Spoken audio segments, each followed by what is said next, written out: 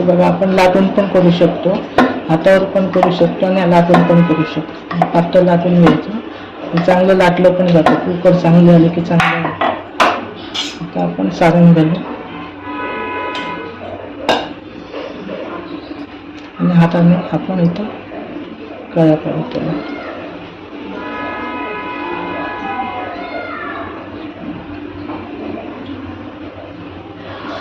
सगळं एकत्र घेऊन वर करू.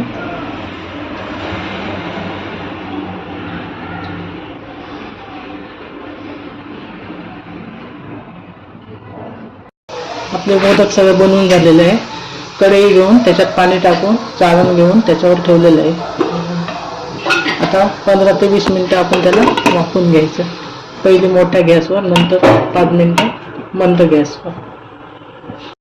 बघा आता आपले मोदक तयार आहे. 20 मिनिटं